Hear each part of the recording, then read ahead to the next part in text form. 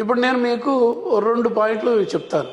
Internship, apprentice. పాత రోజుల్లో film education అనేది పెద్దగా ప్రామినెంట్ గా లేని రోజుల్లో ఒక గురువు గారి దగ్గర చేరి శిష్యకం చేసి నేర్చుకునేది అప్రెంటిస్షిప్ అంటాం. బట్ ఇప్పుడు ఫిల్మ్ ఎడ్యుకేషన్ లో కోర్స్ చేస్తూ సిలబస్ ఫినిష్ చేసిన తర్వాత ఎవరో ఒకరి దగ్గరికి వెళ్లి ఇంటర్న్షిప్ చేయాలి. ఇట్స్ కండిషన్ కూడా అన్నమాట. ఇలా చేసినా అలా చేసినా ఆల్రెడీ ఇండస్ట్రీలో వర్క్ చేస్తున్న ఒక ప్రామినెంట్ వాళ్ళ దగ్గర, కెమెరామెన్ దగ్గర మీరు నేర్చుకుంటారు. వెళ్ళి ఫీల్డ్ లో జరుగుతున్నది, ఆ ప్రపంచంలో ఉన్న ఏమిటేమిటి, మెళుకువలు ఏంటి, లెన్సెస్ ఏంటి, కెమెరాలు ఏంటి, ఆ తర్వాత ఆయన ఏ స్కీమ్స్ ఎలా చేస్తున్నారు, ఇవన్నీ నేర్చుకుంటారు. దీంతో పాటు ఇంకో ముఖ్యమైన విషయం ఏంటంటే మీరు కొంతమందితో కలిసి మూవ్ అవుతారు. కొలాబరేటివ్ వర్క్ అన్నారు కదా సినిమా గానే. సో మిగిలిన వాళ్ళు కూడా మీకు పరిచయం అవుతారు. Operative cameraman, assistant cameraman, crane వాళ్ళు, లైటింగ్ వాళ్ళు అందరూ పరిచయాలు అవుతారు.